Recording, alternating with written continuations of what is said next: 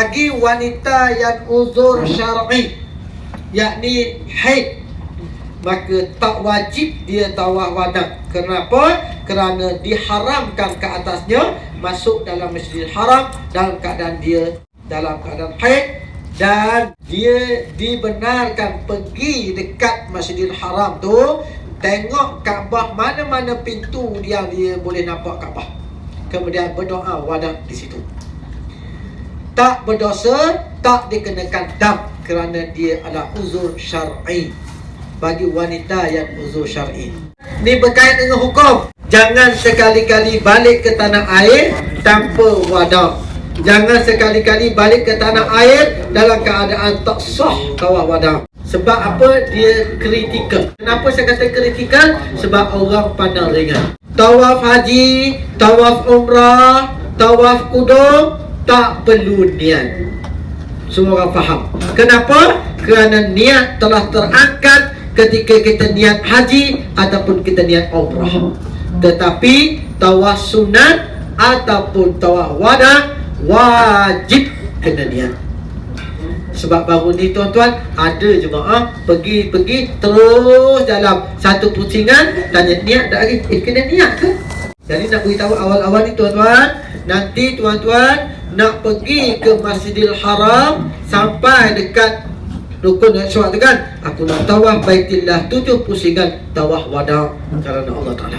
Wajib kena niat. Kalau tak niat, tak sah tawaf tersebut. Pasal dia hukum adalah wajib. Tinggal dengan sengaja berdosa dan dikenakan dam. Dam dia dam tartik takdir, yakni seekor kambing. Tartik takdir tuan-tuan, dia bukan pilihan, bukan takhyir takdir. Takhyir ni dia boleh pilih, tak mampu, bukan tak mampu, atau. Tetapi dam tartik takdir ni tak mampu. Dia tartik. Apabila nak pergi tawaf wada tu, saya tanya tadi, ada yang terlibat hari Jumaat dah. Kalau terlibat hari Jumaat, nak bergerak, nak keluar daripada tanah haram ini pada hari Jumaat, lepas Jumaat tu, dia kena buat 5-2 ataupun 6-1. Maksudnya, yang nak keluar daripada Mekah selepas Jumaat, sebelum sembahyang Jumaat, dia tawaf dulu 6 pusingan. Kemudian dia pergi solat Jumaat, lepas sembahyang Jumaat tambah 1 pusingan yang baki. 6 pusingan dah selesai. Boleh lagi tak melakukan perkara-perkara larangan selepas tawaf wada tu? Boleh. Pasal apa? Pasal tak cukup lagi 7 pusingan. Ataupun dia buat 5-2. Yang nak keluar pada hari Jumaat. Dan yang nak keluar awal, contohnya macam yang nak keluar besok ni, lepas sembahyang subuh pukul 8 nak bergerak, contoh. Boleh tak nak buat macam tu? Boleh. Harus. Maksudnya tuan-tuan, macam KT14P baru ni yang balik ke tanah air, ya, dia pergi awal pukul 1 dah pergi. Kemudian tuan-tuan, dia tawaf dulu 6 pusingan sebelum masuk waktu subuh. Kemudian dia laksanakan amalan-amalan sunat. Lepas sembahyang subuh, dia tambah 1 pusingan. Itu satu kes. Kes yang kedua tuan-tuan, dia pergi, dia tawaf 6 pusingan. Ada jemaah tu dia tawaf 5 pusingan. Dia balik ke hotel, dia makan sarapan subuh sekali, kemudian dia bersih mandi siap semua, pakai pakaian nak balik ke tanah air, dia pergi tambah 2 pusingan atau 1 pusingan lagi yang berbaki. Maknanya orang yang nak keluar awal ke atau yang nak keluar selepas Jumaat boleh guna kaedah ini. Tetapi hukum asalnya sunat mualat. Sunat ni maksudnya buat dapat pahala lah. Kalau tak ikut mualat tu tak berdosa, sedangkan sah. Maknanya orang yang nak keluar selepas Jumaat ataupun nak keluar pagi tak ada masalah. Soalannya tadi, tawaf 4, contoh, tawaf 6, 1 lagi nak tambah. Nak tambah tu kena niat tak? Saya nak tanya tuan-tuan. Okey, tuan-tuan pergi ke Masjidil Haram, tawaf 6 pusingan. Cukup 6 pusingan, balik nak makan, nak minum, nak seumpama, nak mandi seumpamanya. Baki 1, betul kan? Balik tempat hotel, mandi, makan, besar. Okey, nak pergi ke Masjidil Haram tu, tuan-tuan turun daripada hotel, nak pergi ke Masjidil Haram, tujuan apa?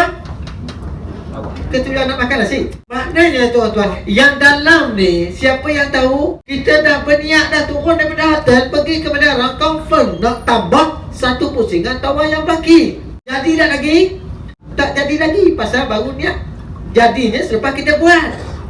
Sama juga tuan-tuan, kita turun daripada hotel, kita pergi ke Masjidil Haram nak waktu zuhur, niat kita nak sembahyang zuhur kan, tapi jadi sembahyang lagi.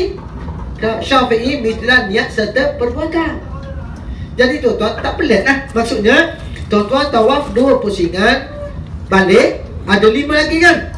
Nak pergi sambung tuan-tuan daripada hotel pergi ke Masjidil Haram, confirm orang kata nak pergi mana? Takkan nak pergi makan. Mesti kita kata nak pergi tawaf wada, sambung yang baki kan. Kita turun tu dengan niat nak pergi tawaf, dah jadi. Tak kata tunggu aku nak sambung tawaf, nak sambung ni kata Zuh orang tak nak, maka melepasi Hajar Aswad, tak jadi pula tuan-tuan. Untuk meyakini, ya, faham ni?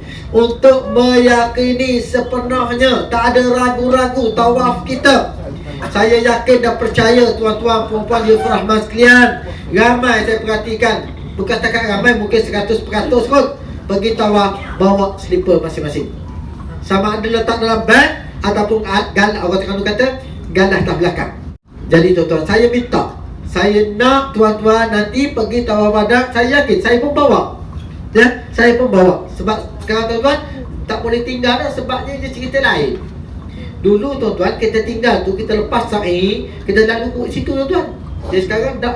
Kena ingat, tak ada sa'i pula. Jangan pula nanti lepas tawaf wada terus mungkin sawah. Kena nak pergi sa'i ni tuan-tuan. Ingat, sa'i tak ada sa'i sunat. Okay? Dan juga sa'i ni tuan-tuan, puan-puan di forum sekalian, tak ada sembahyang sunat selepas sa'i. Jangan kita pengaruh. Baik tuan-tuan, saya nak minta tuan-tuan puan-puan di forum sekalian, nanti nak bergerak tawaf wada, mungkin besok, mungkin lusa, mungkin Jumaat depan, nak masuk ke Masjidil Haram, turun daripada Hotel Mira ni, terus naik sikit dekat tandas, dekat Sapuah tu, basuh tapak selipar tuan-tuan. Lebih meyakinkan, tak ada ragu-ragu dah. Tuan-tuan basuh yang selipar kat situ, tak payah pakai dah. Terus masuk dalam ucap, galah lah bergalah atau tak sampai. Sebab turunkan dataran itu, nak masuk ke Masjidil Haram, insya-Allah bersih, tak ragu-ragu. Kalau tidak nanti tuan-tuan daripada hotel ni berjalan nak masuk tuan-tuan, pasti tuan-tuan akan melalui tempat dia beri makan merpati tu tuan. Jelas tempat diberi makan merpati itu merpati berok. Najis merpati banyak kan? Mustahil kalau kita kata pijak, kita kata bersih. Kita dah terang-terang dah pijak najis merpati, tapi kita kata bersih. Macam mana tuan-tuan? Tapi syarat dia tuan-tuan, kena faham kan? Kebersihan tu, ain dia tu warna, bau, rasa. Adakah tuan-tuan cek sebagaimana 3 perkara ni sebelum tuan-tuan masuk tawaf? Bukan nak menakutkan tuan-tuan ni, tidak. Yang lepas jangan fikir lah. Yang lepas tu afallah amma salah. Jangan duk fikir lagi. Duk fikir ustaz wayak ni aku tawaf umrah ni macam mana. Jangan fikir. Tutup buku yang tu. Yang nak yang akan seterusnya, yang akan datang. Maksudnya tawaf barang akan datang. Ataupun anda kata tuan-tuan akan melaksanakan umrah sunat lagi selepas ini yang masih ada di Mekah ini, hati-hatilah dari segi perkara itu. Okey, saya minta nanti tuan-tuan nak pergi ke Masjidil Haram, nak tawaf wada tu. Kalau saya tuan-tuan, setiap kali saya pergi, saya akan naik dulu kat tanah tu, saya basuh slipper saya, baru saya letak dalam ucap. Saya takut tuan-tuan, saya pun masa tuan-tuan juga, mari tuan-tuan kan fikir macam-macam. Tuan-tuan, apabila kita di Mekah ni, kita fikir kesalahan kita dengan Allah, kita rasa teramat takut. Kita rasa macam Allah tuan-tuan, semacam tuan. Kalau di kampung halaman lain kita fikir, di Mekah ni kita rasa terlalu dekat kita dengan Allah. Apatah lagi kita tengok Kaabah tuan-tuan, ya Allah, kita rasa seolah-olah Allah Subhanahu Wa Taala berdiri di hadapan kita. Allah, rasa takut kita. Tidak boleh kita rasa amalan kita ni rasa tak sah, tak diterima, kita rasa takut tuan-tuan. Jadi buat yang terbaik. Baik. Di antara perkara-perkara yang boleh membatalkan wada, ni yang kena ambil perhatian. Apabila sebut kata batal, 2 perkara. Sama ada nak tawaf semula jika ada masa, ataupun dam tartib takbir. Okey. Tuan-tuan, pengalaman saya, last saya bawa umrah tahun 2019. Saya balik tahun tu 29 dari bulan Februari tahun 2019, tahun lompat. Selepas tawaf wada tuan-tuan, jemaah saya ni dia lepas keluar daripada Masjidil Haram dekat dataran tu, tak semena-mena diuji oleh Allah Subhanahu Wa Taala, jumpa kawan lama. Kawan lama jumpa duduk di Qatar, tiba-tiba hari yang sama, hari nak balik lepas wada tuan-tuan, jumpa dekat dataran. Keluar nak balik ke Malaysia ni, jemaah saya ni jumpa dengan kawan dia, tiba-tiba bercakap. Akhirnya kawan dia kata dah alang-alang berjumpa, kita selfie sekali. Maka tuan-tuan, bergambarlah dia dengan kawan dia. Balik-balik saya kata, pasal apa lambat sangat? Dia kata, Ustaz, Allah seronoknya, dia kata seronok ni biasanya kalau seronok ni kena bayar dam ni. Saya memang cakap, kalau orang kata seronok, saya kata, ni kena bayar dam ni kalau seronok ni. Dia kata, dah lah Ustaz, lama dah tak jumpa kawan, dan dia kerja kata tiba-tiba jumpa dekat dataran. Dia kata, jumpa masa mana? Selepas tawaf. Lepas tu jumpa bercakap. Dia kata dia ajak ambil gambar. Lepas tu bergambar lah. Saya kata bakal wadah. Allah. Saya kata dam ni.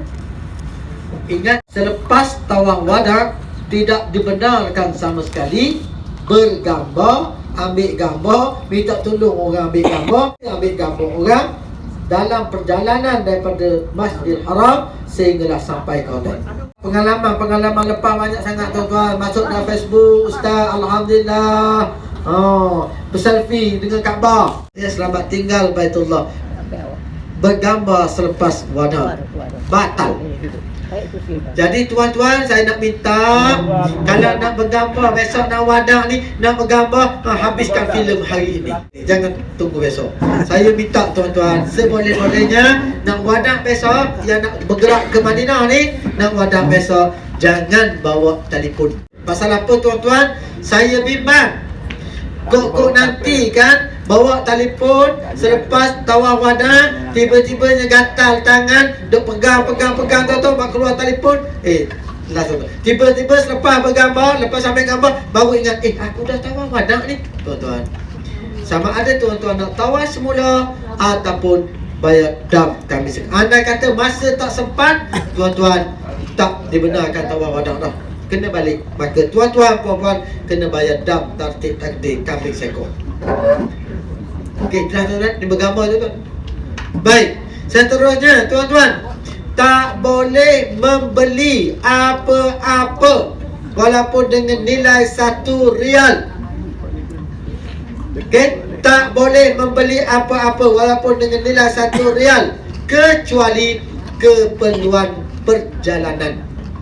Contoh, tuan-tuan, selepas tawaf wada balik ke hotel, tiba-tiba nak beli roti, nak beli air, tak jadi masalah kerana ia merupakan keperluan perjalanan.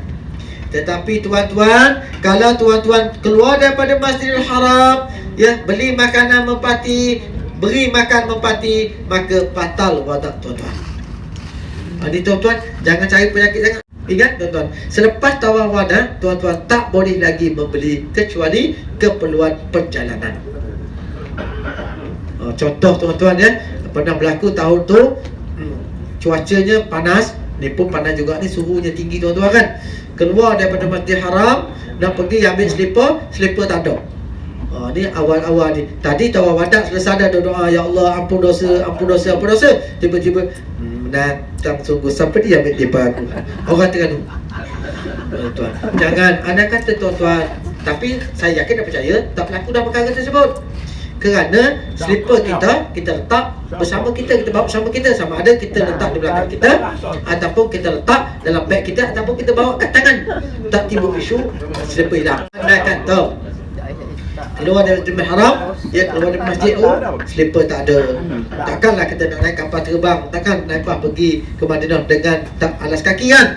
Maka boleh beli slipper tersebut. Keperluan perjalanan. Okey, sebab keperluan. Okey. Dan mana-mana jemaah yang masih lagi berhutang dam, tak kira lah banyak mana pun, secupak, 2 cupak, seekor kambing, masih lagi belum lunaskan dam, maka tuan-tuan, hendaklah seseorang itu menyempurnakan dam tersebut sebelum tawaf wada. Anda kata tuan-tuan, lepas tawaf wada, tuan-tuan ingat dam hok cepat makan tak bayar lagi, pergi ke saudara Nazmi suruh bayar dam, batal wada tersebut. Mesti dilunaskan sebelum wada. Pastikan tuan-tuan sebelum tuan-tuan puan-puan pergi wada, tuan-tuan lunas dulu mana-mana hutang dam tersebut. Begitu juga tuan-tuan, nak wakaf Quran, nak infak lagi di Mekah ni, nak sabil umpamanya, nak buat tahlil umpamanya, jangan bagi selepas tawaf wada. Batal wada tersebut kerana ia tidak ada kaitan dengan perjalanan. Saya kata tadi, anda kata tawaf wada tuan-tuan belum cukup 7 pusingan, tak dikira tawaf. Okey, selagi tak cukup 7, tak diberi pahala tawaf itu. Contoh saya kata tadi tuan-tuan puan-puan ya, kita ya tuan-tuan puan-puan tawaf sunat umpamanya, tawaf 6 pusingan, rasa tak larat dah, rasa tak larat, balik tak sama-sama, tak cukup 7 tu, maka tak dapat pahala tawaf sunat itu, kan tak cukup. Baik, berkaitan dengan tawaf wada, anda kata tuan-tuan tawaf 5 pusingan bagi 2, atau 6 pusingan bagi 1. Tuan-puan boleh lagi buat apa-apa perkara yang saya nyatakan tadi yang boleh membatalkan tawaf wada. Tak apa, boleh buat lagi. Nak beli makan, tak ada masalah. Contohnya, tawaf 6 pusingan, balik ke hotel, orang kampung telefon, ni jubah si Pulang tak beli lagi, tolong beli. Maknanya boleh lagi pergi beli jubah dia. Pasal apa? Tak cukup lagi 7. Tapi selepas sempurna, tak boleh. Jawab soalan boleh faham ni tuan-tuan ni? Tuan-tuan, selepas tawaf wada, tuan-tuan puan-puan hanya dibenarkan sembahyang sunat tawaf sahaja. Tak boleh sama sekali tuan-tuan lepas sembahyang sunat tawaf nak sembahyang sunat hajat. Contoh kono-kononya nak minta dengan Allah supaya Allah Subhanahu Wa Taala selamat perjalanan ke tanah air, selamat perjalanan ke Madinatul Munawwarah. Nak hajat sebelum wada. Yang kedua tuan-tuan, selepas tawaf wada, selain daripada sembahyang sunat tawaf, tuan-puan boleh berdoa panjang mana pun, 3 jam berdoa, tak apa. Tetapi berwirid panjang, baca Quran selepas sembahyang sunat, batal. Maknanya selepas sembahyang sunat tawaf, istighfar astaghfirullahal azim 3 kali. Kemudian tu la ilaha illallah wahdahu la syarikalah, lahul mulku wa lahul hamdu yuhyi wa yumiit wa huwa ala kulli syai'in qadir 10 kali. Kemudian pergi lagi ilahi ya rabbi subhanallah 33 kali. Contoh, batal. Okey, yang dibenarkan selepas tawaf wada, sembahyang sunat tawaf dan berdoa.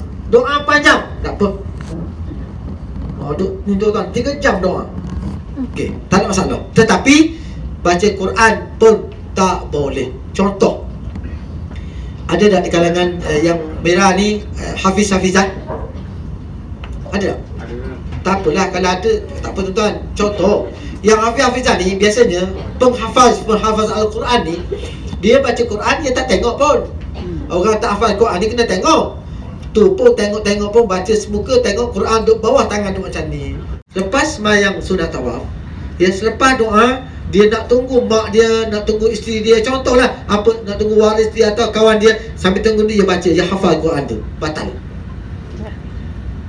Ingat tuan-tuan, selepas tawaf wada, dibenarkan sembahyang sunat tawaf, dibenarkan berdoa, kemudian terus balik ke hotel. Nak tunggu di lobi hotel, jangan tunggu di Masjidil Haram, batal. Berkait dengan wada ni berbeza dengan tawaf umrah, tawaf haji. Dia ada batal dia. Ziarah wada lain. Ziarah wada ni Madinah, dia tak ada waktu batal, dan dia tidak ada waktu-waktu yang tertentu yang nak pergi wada tu. Bahkan perjalanan nak balik, nak pergi ke airport pun, ya, ilal matar, nak pergi lapangan terbang pun, baba atas bas pun dikira wada di Madinah. Tapi berkait dengan tawaf wada, dia ada waktu-waktu yang tertentu, dan melakukan perkara yang boleh membatalkan wada, dia kena tawaf semula ataupun bayar dam. Ada jemaah minta nak sembahyang duha, sebab lepas selesai tawaf wada, masuk waktu duha, nak minta sembahyang duha. Kata tak boleh. Sekali sahaja, 2 rakaat sahaja. Kalau lebih pada 2 rakaat, dikira berlama-lama, dikira melambat-lambatkan perjalanan. Walaupun tuan-tuan, kita akan balik ke hotel. Ingat zaman Rasulullah SAW, Rasulullah SAW ketika Rasulullah pernah pergi tawaf, Rasulullah tambat unta dia tu kan di tiang, kemudian lepas saja tawaf wada, Rasulullah buka ikatan, naik atas unta, terus jalan. Tak boleh dah ke belakang. Kita ini tuan-tuan tidak. Saya perhatikan baru ni tuan, lepas tawaf wada ni, baba jalan, paling lagi baba. Tak payah dah. Ya, sunat terus balik ke hotel. Nak tunggu suami, nak tunggu di hotel. Jangan tunggu dalam Masjidil Haram. Yang berpasangan, okey? Yang berpasangan suami, isteri, ibu, ayah dan seumpamanya lah. Okey? Yang berpasangan, saya minta nanti pergi tawaf wada, isteri kalau bersama isteri pegang suami, jangan lepas dia sehingga selesai wada. Takut nanti tuan-tuan, apabila tawaf masuk 3 pusingan, isterinya hilang. Kemudian suami duduk jalan ni, mana isteri mana? Batal tawaf tu. Kerana telah berubah niat daripada tawaf, niat nak mencari. Sama juga kaedah tawaf biasa pun tuan-tuan kan. Berubah niat, batal. Isteri kalau tengok depan dia, suami dah tak ada, mula menggelabah tuan-tuan. Mana abang aku? Mana tuan-tuan pusing tuan. Batal tawaf tersebut kerana berubah niat daripada tawaf kepada niat mencari. Okey, andai kata, kena andai juga ni. Andai kata tuan-tuan tawaf berpasangan, tiba-tiba tak jumpa, terpisah pada pusingan tertentu, biarkanlah. Kena janji siap-siap. Biarkanlah masing-masing selesaikan 7 pusingan itu, kemudian selesai tawaf wada, sembahyang sunat tawaf, kemudian berdoa. Jangan tunggu terus balik ke hotel. Bertemu di lobi hotel. Lepas tawaf wada di lobi hotel nak bergambar, boleh tidak? Harus. Ya, harus. Kerana apa? Tuan-puan bukan melengah-lengahkan safar kerana menunggu kenderaan. Dalam keputusan muzakarah tuan-tuan, walaupun harus, tetapi keputusan muzakarah kata tak digalakkan bergambar itu. Tak digalakkan. Dan nak bergambar di lobi boleh atau tidak? Harus. Tahu hukum harus ni? Harus ni atas diri tuan-tuan perempuan. Nak buat atau tak buat, terpulang. Yang seboleh-bolehnya, secantik-cantiknya lah. Lepas keluar tanah halal, bebas tuan-tuan kan. Tanah halal dekat je, tanah im je tuan-tuan kan. Tapi tak batal tawaf wada jika sekiranya bergambar di lobi hotel kerana menunggu kenderaan. Sembahyang sunat 2 rakaat tawaf selesai. Doa panjang tak jadi masalah. Wirid panjang tak boleh, batal. Okey, baca Quran tak boleh, batal. Menunggu seseorang yang lama, batal. Bersedekah, batal. Keluar daripada Masjidil Haram lepas tawaf wada tuan-tuan, tiba-tiba duit rial masih banyak lagi tuan-tuan, maka berjalan sambil nak balik ke hotel, ni pegang duit rial ni, tengok petugas bendahara yang duk bersih bendahara kan, ujung sana pergi kat dia bagi, tengok pula sini ada pergi bagi, maka batal tawaf wada. Tak boleh bersedekah walaupun 1 rial. Tetapi dalam perjalanan daripada Masjidil Haram nak balik ke hotel, kita sambil lalu depan kita ada bagi, lalu depan ada bagi, tak batal.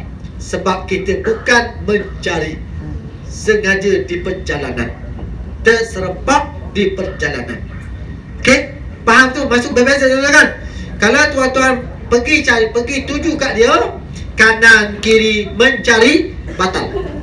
Tetapi dalam perjalanan terserempak, duit ada kat tangan, masih duit rial masih ada, bagi, tak batal tawaf wada. Jelas? Faham tuan-tuan kan? Ni kena hati-hati. Okey, kena hati-hati. Bukan semua tu tak boleh, tidak. Ada orang tanya pula baru ni, dah minum air zam-zam bagaimana? Minum air zam-zam diharuskan selepas tawaf wada. Kenapa boleh minum air? Pasal minum air itu merupakan keperluan perjalanan. Berkait dengan keluar selepas kita tawaf wada ni, tuan-tuan, keluar dalam keadaan berjalan biasa. Yang paling seelok-eloknya selepas kita selesai sembahyang sunat tawaf, kita berdoa. Doa kan memang kita tengok Kaabah kan, kita doa macam mana tuan-tuan. Kemudian kita terus ke hotel kita. Taklah nanti jalan pusing guna balik. Tak payah tuan-tuan ya. Terus ke hotel. Ingat saya kata tadi, lepas sembahyang sunat tawaf, sunat berdoa, doa panjang tak apa. Zikir wirid panjang batal.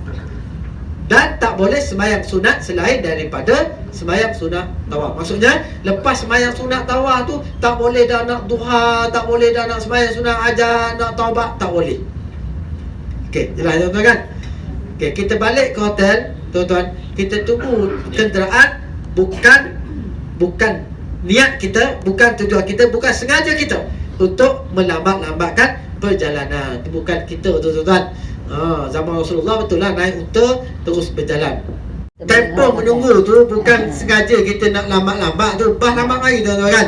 Sebab tu lah uruf dalam muzakarah, delay kapal terbang boleh 24 jam. Jadi berkait dengan nak sembahyang di lobi hotel lepas wada, termasuk dalam melambat-lambatkan tak? Boleh atau tidak? Sekali lagi ke? Okey tuan-tuan, anda kata yang saya kata tadi di Masjidil Haram. Okey, di Masjidil Haram selepas tawaf wada tak boleh dah nak sembahyang sunat hajat, tak boleh nak sembahyang sunat taubat, tak boleh dah. Batal. Tapi kalau balik datang macam mana? Sambil-sambil menunggu. Ni nak jawab soal. Harus.